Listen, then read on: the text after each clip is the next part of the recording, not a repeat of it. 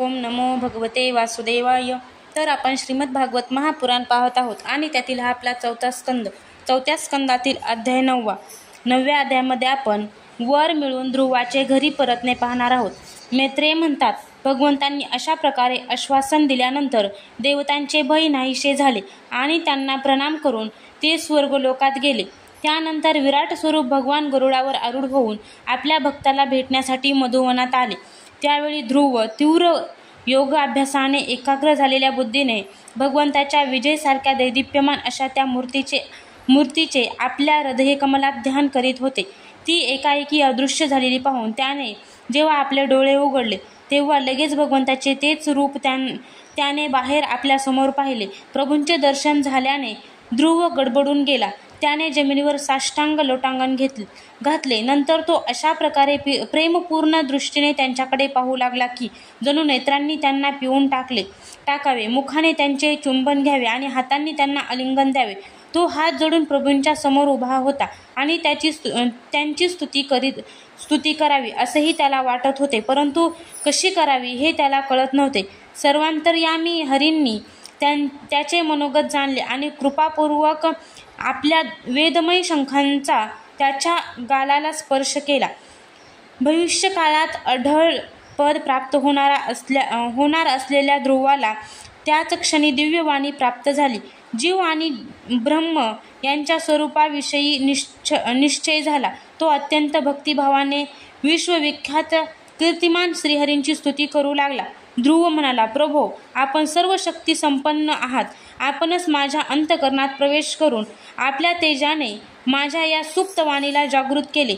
जे हात, पाय, कान, त्वचा इत्यादी निरनिराळ्या इंद्रियांना तसेच प्राण्यांनाही चेतना देतात, त्या आपणा अंतर्यामी भगवंतांना मी प्रणाम करतो.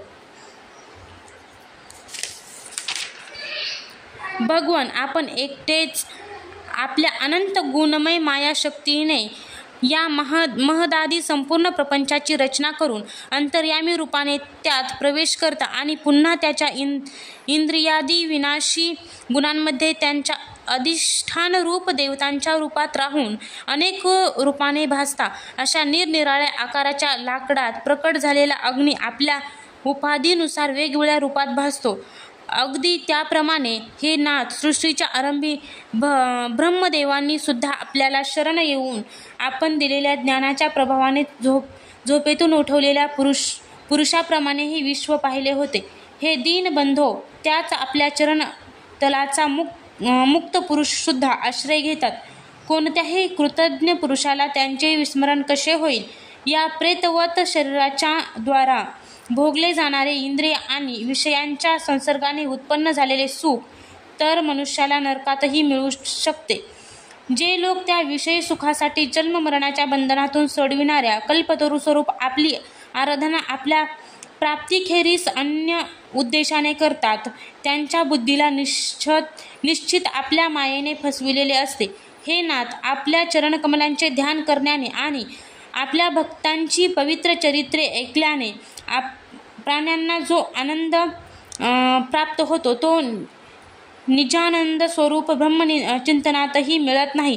तर मग ज्यांना कालरूपी तलवार कापून टाकते त्या स्वर्गीय विमानातून पडणाऱ्या पुरुषांना ते सुख कसे बरे मिळू शकेल?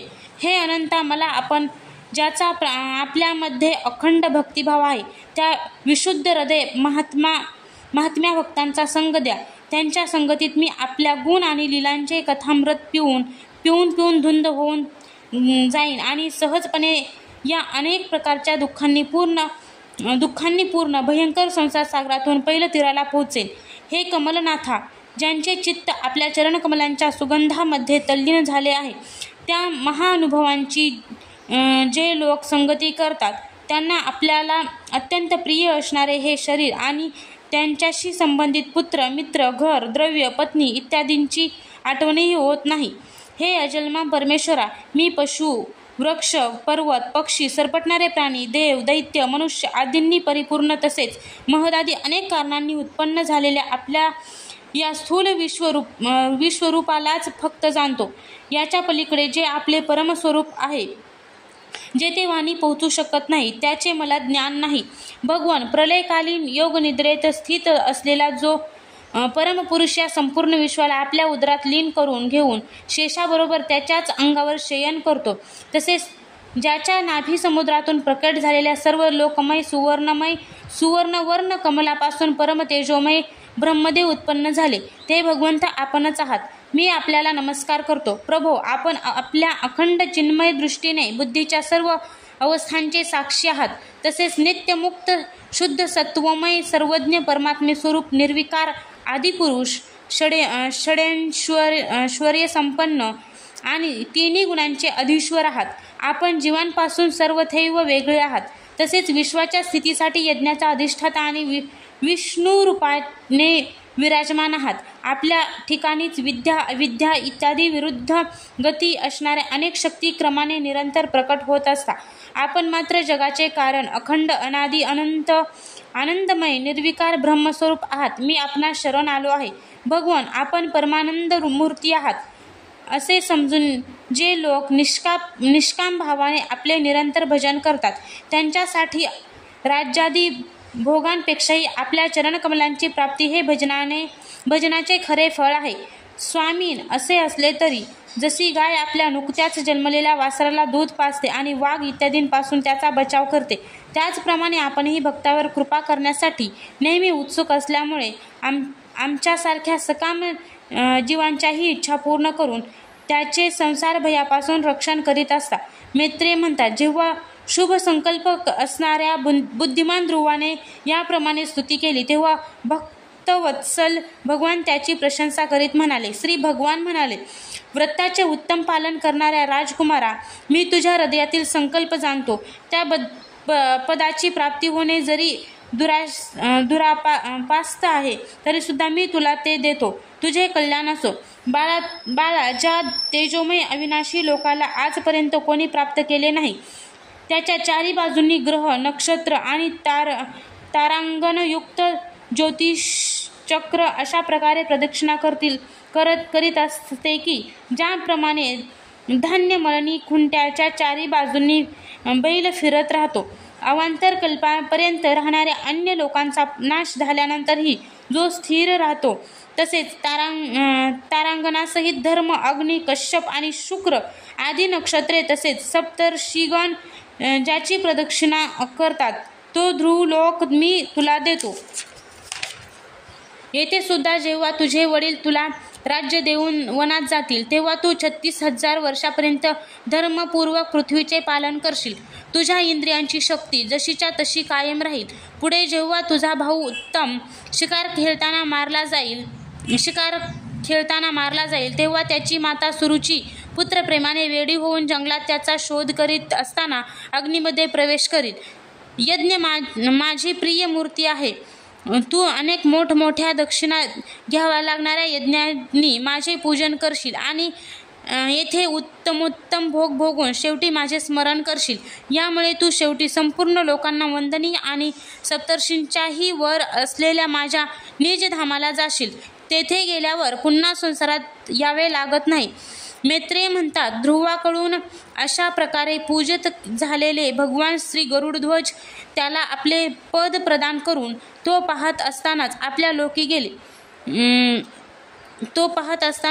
लोकी गेले. प्रभूंच्या चरणसेवेने संकल्पित वस्तू प्राप्त झाल्यामुळे जरी ध्रुवाची इच्छा पूर्ण झाली, तरी काहीशा अप्रसन्न चित्ताने तो आपल्या नगराकडे परत आला. विदुराने विचारले, ब्राह्मण, मायापती श्रीहरींचे परमपद अत्यंत दुर्लभ आहे आणि त्यांच्या चरणकमलांच्या उपासनेमुळेच तर ते मिळते. सारासार जाणणाऱ्या ध्रुवाला एका जन्मातच ते परमपद मिळून सुद्धा तो जन्माला अकृतार्थ का मानत होता? मैत्रेय म्हणाले, आपल्या सावत्र मातेच्या वाग्बाणांनी ध्रुवाचे हृदय घायाळ झाले होते. त्याचे स्मरण होऊन त्याने मुक्तिदाते श्रीहरींकडे मुक्ती मागितली नाही, म्हणून त्याला आपल्या या चुकीबद्दल पश्चाताप झाला. ध्रुव मनात म्हणू लागला, सनकादी नैष्ठिक ब्रह्मचारी सुद्धा जे पद समाधीने अनेक जन्मानंतर प्राप्त करतात, ती भगवत चरणांची छाया मी 6 महिन्यातच प्राप्त केली. परंतु चित्तामध्ये दुसरी वासना असल्यामुळे मी पुन्हा त्या पदापासून दूर गेलो. अहो मज अभाग्याचा केवढा हा मूर्खपणा! मी संसारातून सोडविणाऱ्या प्रभूंच्या चरणाजवळ पोहोचून सुद्धा त्यांच्याकडे नाशवान वस्तूंचीच याचना केली. देवांना सुद्धा स्वर्गातील भोग भोगल्यानंतर पुन्हा पृथ्वी तलावर यावे लागते, म्हणून त्यांना माझी भगवत प्राप्ती रूप उच्च स्थिती सहन झाली नाही, म्हणून त्यांनी माझी बुद्धी भ्रष्ट केली. त्यामुळेच तर मी दुष्टाने नारदांचे यथार्थ म्हणणे मानले नाही. जरी जगामध्ये आत्म्याशिवाय दुसरा कोणी नाही, तरी सुद्धा जसे झोपलेला मनुष्य स्वप्नात आपणच झालेल्या वस्तूंना आपल्याहून निराळ्या मानतो, त्याप्रमाणे मी सुद्धा भगवंताच्या मायेने मोहित होऊन भावालाच शत्रू मानले आणि व्यर्थ द्वेषरूपी मानसिक पीडेने जळू लागलो.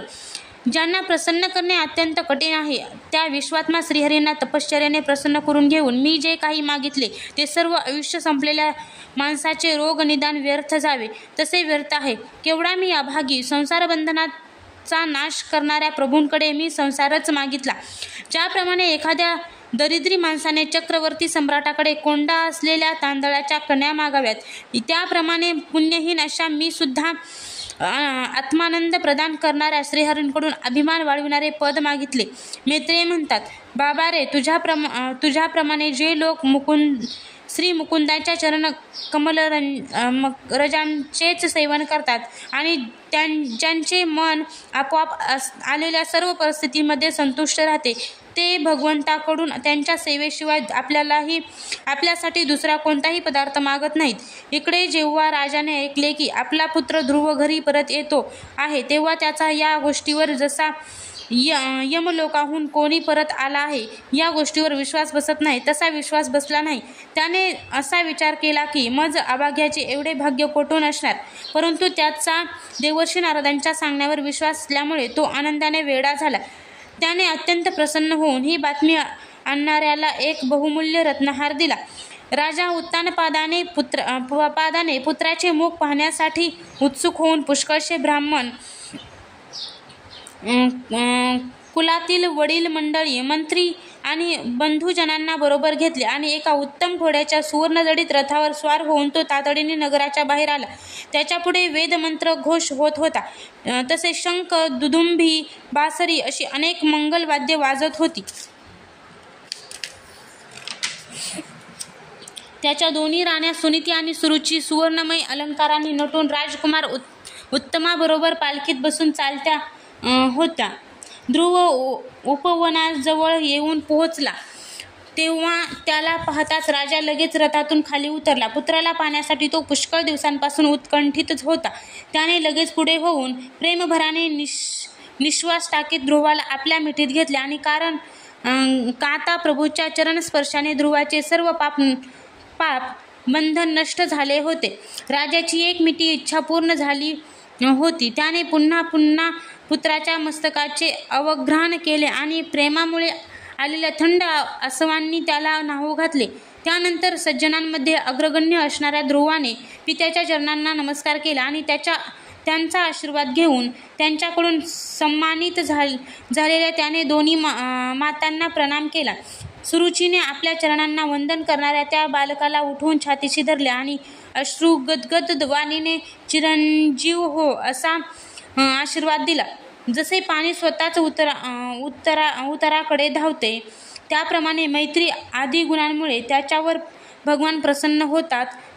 त्याच्याकडे सर्व जीव ओढ घेतात.